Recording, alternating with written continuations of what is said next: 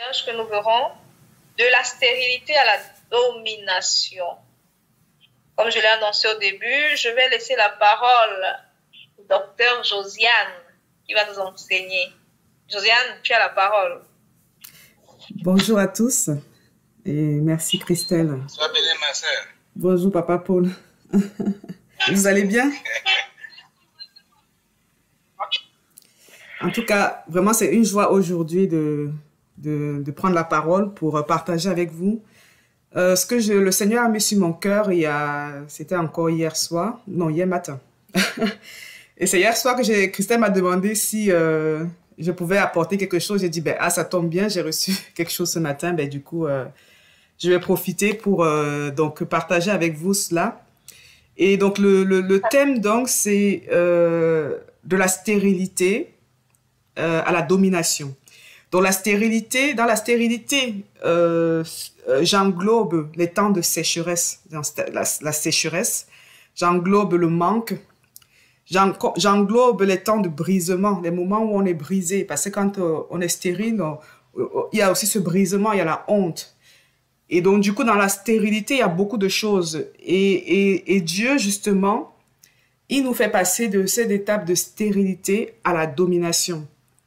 Et j'aime bien, en tout cas, le thème que Christelle a abordé, que Eden Mission depuis aborde, parce que pendant tout le thème, du premier jour jusqu'à maintenant, à la fin, je pense que Christelle passe vraiment par ces phases-là. Elle a parlé de la fécondation, elle a parlé de la multiplication, et elle m'a dit hier justement qu'elle était dans la domination, que le thème, en fait, maintenant, là, c'est la domination. Donc, on va vraiment aborder tout cela. Et donc, peut-être qu'il y a des choses que Christelle a déjà dit qui vont se répéter, mais ça va peut-être être amené d'une autre façon. Donc, voilà.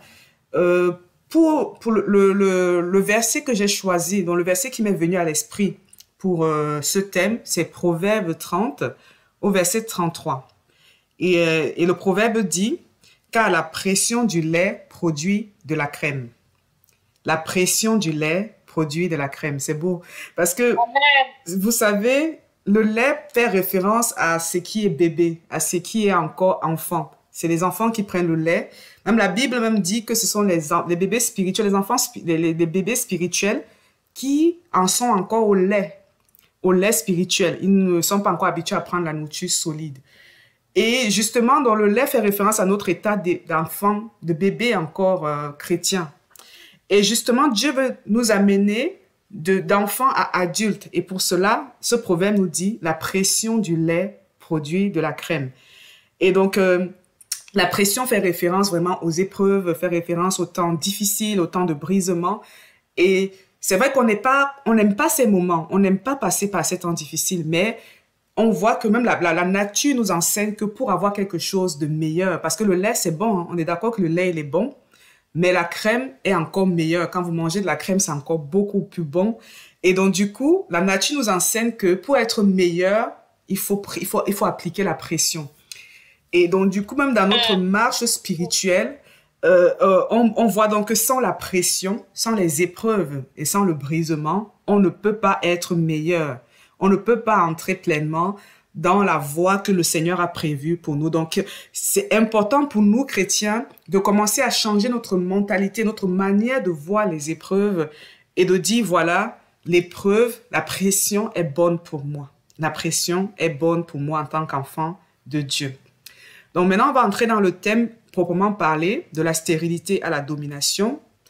Et on va d'abord commencer par parler de la stérilité. Et pourquoi la stérilité? Parce qu'on sait très bien que la stérilité est quelque chose de négatif. La stérilité n'est rien. En fait, c'est pas bon, en fait. Et Dieu n'est pas dans la stérilité. La stérilité ne vient pas de Dieu, car en Dieu, il n'y a que la vie. Vous savez, le Seigneur Jésus-Christ est l'image du Dieu invisible.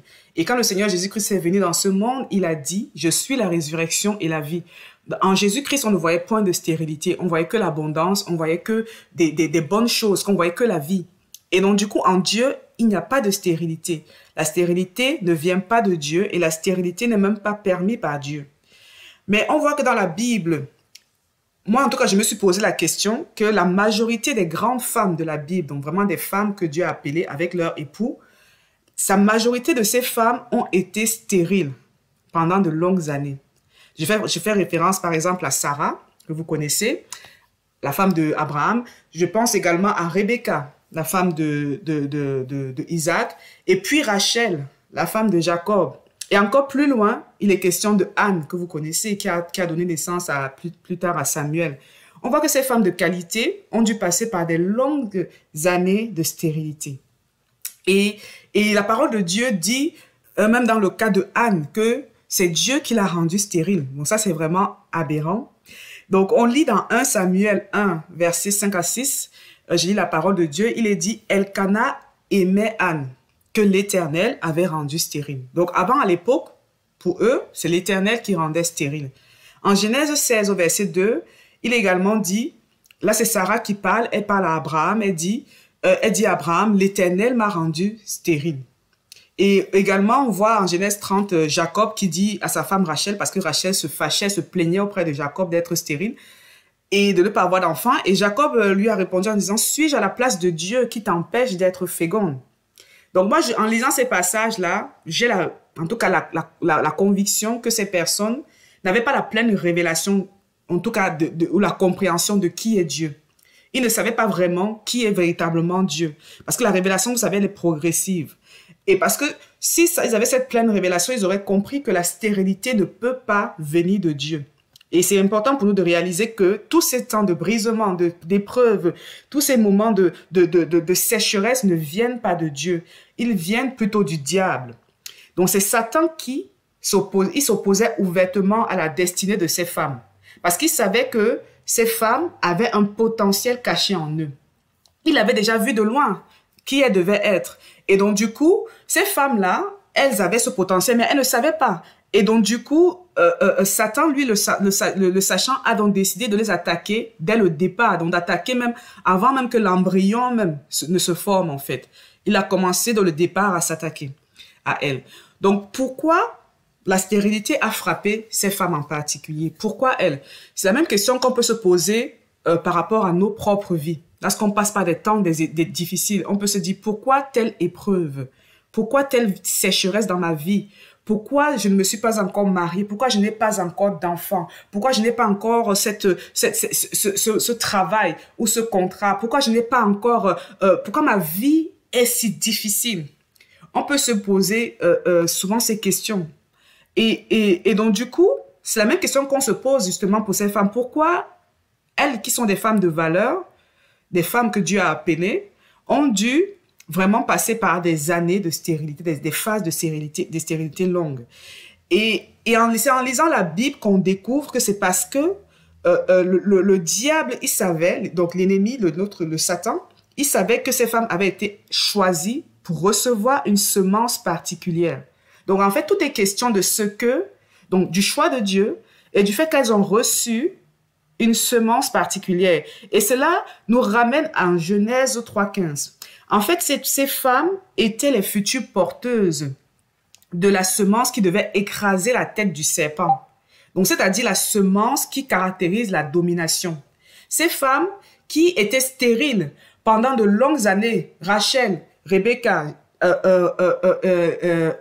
Sarah, l'ennemi savait qu'elles étaient des futures porteuses de la semence qui devait écraser la tête du serpent, donc qui devait les dominer.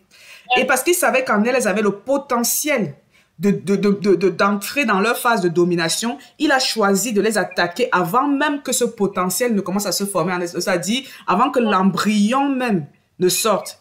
Et donc c'est comme ça dans la vie de chaque chrétien. C'est ainsi que le diable continue d'attaquer aujourd'hui des personnes qui portent en eux ce potentiel. Si vraiment, en tant qu'enfant de Dieu, quand tu as été appelé par Dieu, quand Dieu t'a appelé, il t'a choisi, il t'a justifié par le sang de Jésus-Christ, et ensuite il t'a glorifié en te donnant son Esprit Saint, l'ennemi sait déjà qu'en toi tu as le potentiel pour dominer. Tu as la capacité de faire sortir ce potentiel avec le temps. Et donc du coup, avant que ça ne sorte, il commence à t'attaquer dès la racine, dès le début même.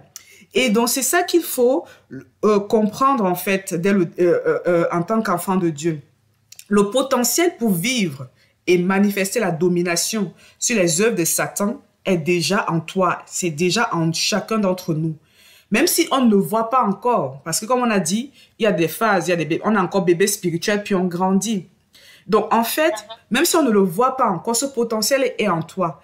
Et ce qu'il faut se dire que Dieu, c'est que Dieu voit déjà ton futur.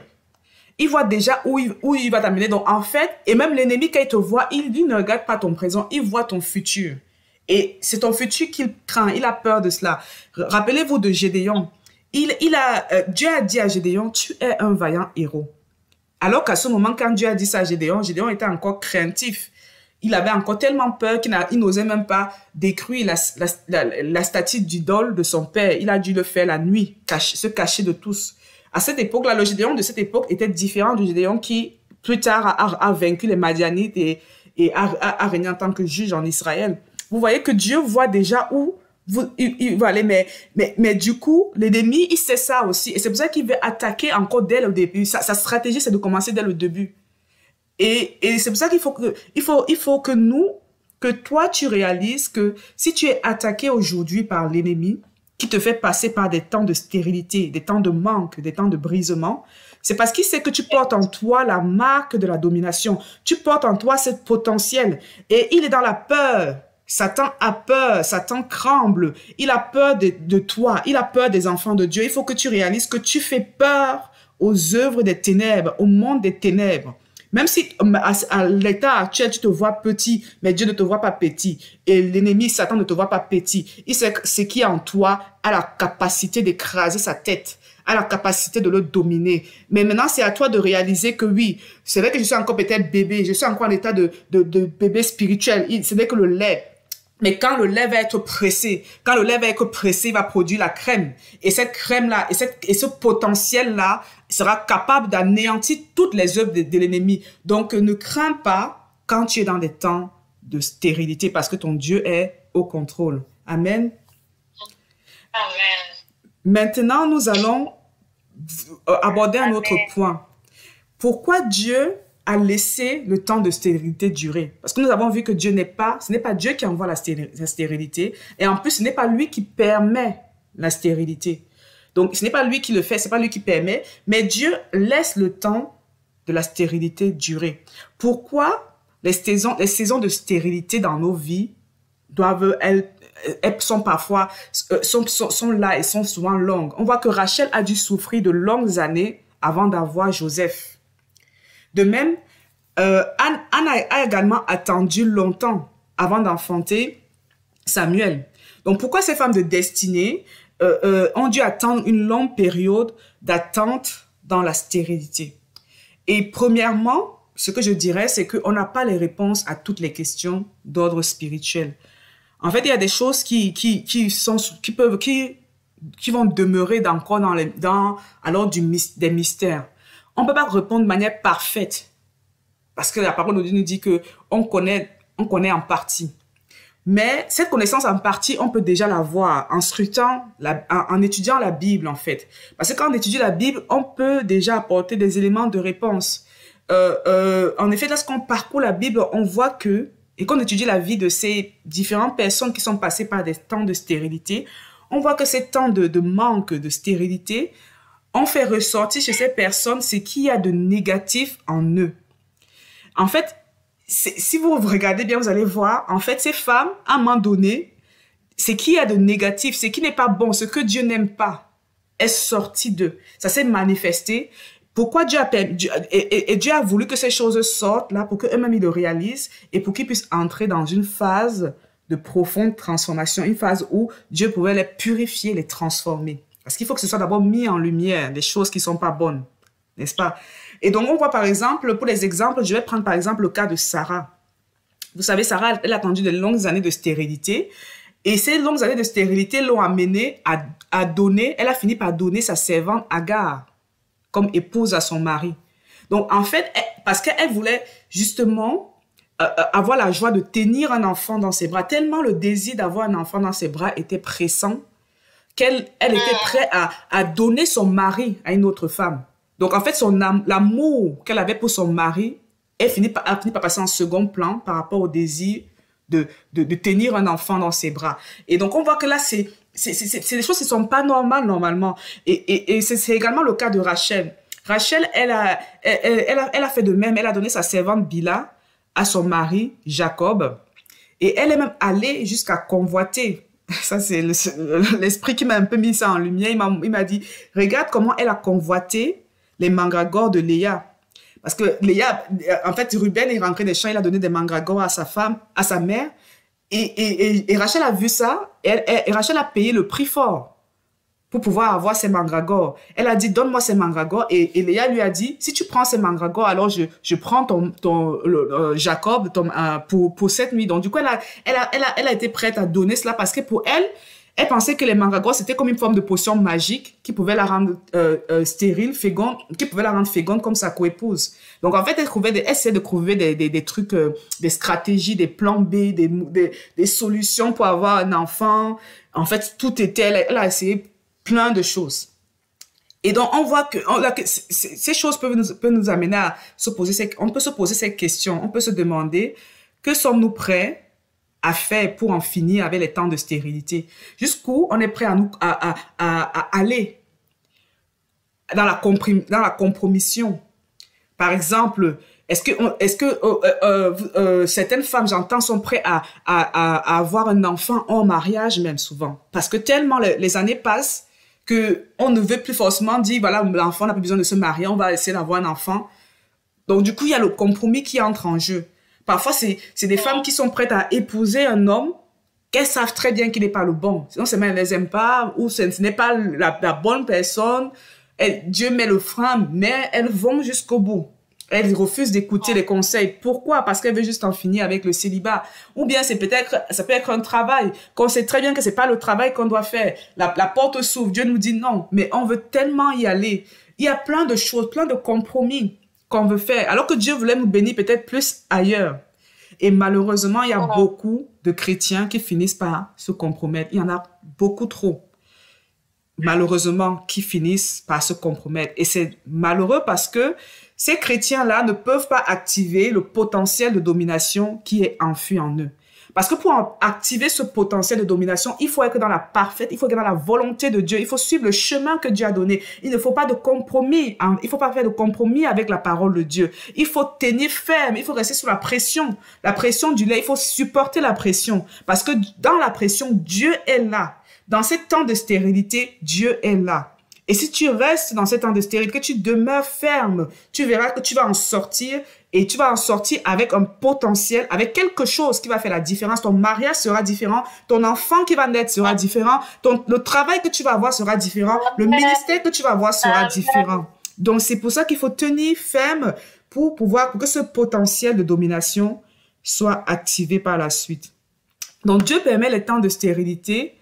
Il permet que les temps de stérilité durent pendant un moment, premièrement pour éprouver nos cœurs, et deuxièmement, ce qui est plus important même encore, il permet cela pour nous purifier des pensées et des voies charnelles, c'est-à-dire des plans B que nous pouvons avoir, passer par voie telle personne, utiliser tel médicament, utiliser tous les plans B, les voies et les pensées charnelles. Dieu veut que nous puissions d'abord le mettre avant tout. Donc, faire confiance dans ces solutions. Ne pas compter sur un homme, ne pas compter sur telle personne, mais compter d'abord sur lui. Et l'expérience biblique montre que ceux qui sont passés par des temps de stérilité et qui ont persévéré jusqu'au bout, ce sont ceux-là qui ont porté en eux la semence qui domine. Donc, l'expérience, la Bible nous montre cela. Regardez les vies de Isaac. La vie de Isaac était marquée par la domination. Isaac était fort riche. Regardez la vie de Jacob, par exemple, et surtout même la vie de Joseph. Donc, quand vous comparez la vie de Joseph avec celle de ses frères, vous allez voir qu'en fait, Joseph est celui qui a dominé au milieu de tous ses frères. C'est lui qui a pleinement marché dans la domination. Et il est dit de lui que l'Éternel était avec lui et l'Éternel faisait fructifier l'œuvre de ses mains. Même quand il était esclave en Égypte, dans la maison de Potiphar ou en prison, Joseph vivait dans la domination. C'est étrange, hein? Il vivait dans la domination, même quand il était en prison. En fait, la bénédiction le poursuivait même en prison. Et pourquoi? Parce que le potentiel pour dominer était déjà activé en lui. En fait, les années de stérilité que sa mère Rachel a subi, ont fini par payer. Parce qu'en fait, qu'est-ce qui a fait que la différence entre Joseph et tous ses frères? C'est vraiment parce que le sang qu'il a porté a été purifié, a été travaillé pour que justement un fruit merveilleux, un fruit éternel puisse sortir. Donc, il y a quelque chose qui s'est passé dans le sein maternel de Rachel durant ces années de stérilité qui étaient en réalité des années de purification. Et donc, son sein était désormais prêt à porter la semence qui domine et qui s'est manifestée pleinement dans la vie de Joseph. Donc, ici, c'est vraiment un principe biblique fort qui ressort. C'est un principe biblique. On sait que Dieu n'est pas dans la stérilité, Dieu n'est pas pour la stérilité, mais quand Dieu permet que des temps de sécheresse, des temps de manque, des temps de brisement durent pour un peu de temps, c'est pour un but précis. Son but est de nous amener dans des phases de purification et de sanctification de notre vieille nature, pour que justement, c'est que la semence de domination qu'il a mis en nous puisse facilement se déployer, qu'elle puisse facilement se déployer comme il le veut. Et Dieu ne veut pas qu'il y ait des compromis, qu'il y ait des plans B, qu'il y ait des choses humaines. Il faut que ce soit que tout se fasse dans la purification, que tout soit purifié et que tout soit sanctifié. Et ce qui est important de savoir, c'est que ces temps de stérilité sont faits pour durer, ne sont pas faits pour durer indéfiniment. Pendant les temps de sécheresse, pendant les temps de manquement, Dieu ne permet pas que tu sois dans l'épreuve pendant des années, des années. Il y a un temps fini, il y a un temps défini pour telle situation, telle épreuve. Et c'est pourquoi il faut tout faire pour en sortir le plus vite, rapidement possible. Si Dieu a défini ce temps-là pour que tu sois, pour que tu passes, s'il a permis que, parce que Dieu, l'ennemi t'a attaqué, s'il permet que ce temps-là dure, que ce temps de stérilité dure pour un temps, il faut que tu t'alignes à ce temps-là et que dès que le temps de stérilité sort, tu ne restes plus dedans. Tu dois absolument sortir le plus rapidement possible. Et il y a donc c'est à nous justement de ne pas être, comment je vais dire, il faut qu'on soit proactif dans les temps de stérilité. Il faut qu'on soit prêt à rebondir. Dès que la porte va s'ouvrir, il faut qu'on soit prêt à sortir de ce temps de stérilité. Et justement, dans la dernière partie, on va voir comment accélérer la phase de purification, parce que on est dans un temps de purification. Comment accélérer cette phase de purification pour justement entrer dans la domination? Comment sortir des temps de la stérilité? Parce que Dieu ne veut pas que nous restons indéfiniment dans ces temps. La stérilité c'est l'ennemi. C'est des temps où l'ennemi a une main mise dans notre vie. Dieu permet que ça dure pour un moment, mais tu n'es pas appelé à rester dans cet état de stérilité, dans cet état de manquement. Tu as en toi le potentiel pour non seulement féconder, mais aussi pour dominer. Et c'est pour ça qu'il faut sortir le plus vite possible de cet temps de stérilité. Et pour le faire, premièrement, je dirais qu'il faut faire confiance à Dieu. Il faut faire confiance à Dieu. Ce n'est pas facile, hein? On le dit comme ça, mais ce n'est pas facile. Parce que quand on traverse les moments, les temps de sécheresse, les épreuves, le brisement, la première chose on se dit surtout en tant que chrétien, on croit que c'est vraiment une injustice. On se dit, pourquoi moi, Seigneur? Pourquoi moi? Pourquoi je dois passer par ces temps de manquement? Pourquoi je dois perdre mon travail?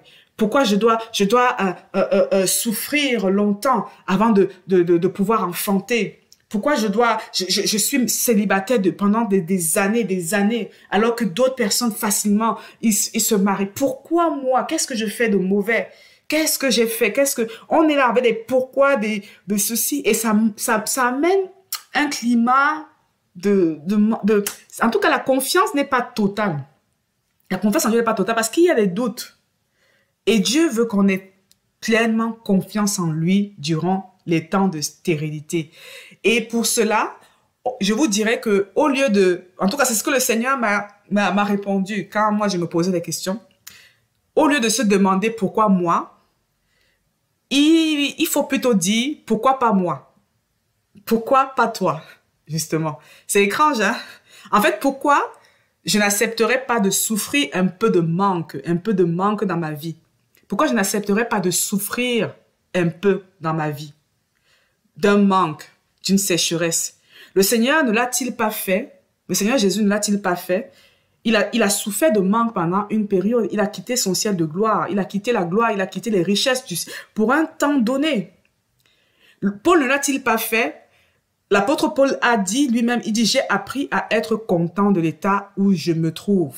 Et il dit encore, je sais vivre dans l'abondance comme dans la disette. Parce qu'il savait que ces temps de disette ne sont pas pour durer. Donc en fait, si Dieu a permis que ce temps-là est là, bon, je vis là-dedans, mais je vis d'une autre manière. Je vis dans ces temps-là en faisant confiance à Dieu. J'ai une pleine confiance en Dieu. Je sais que mon Dieu va pourvoir. Je sais que mon Dieu va me donner le travail. Je sais que mon Dieu va me donner le mari.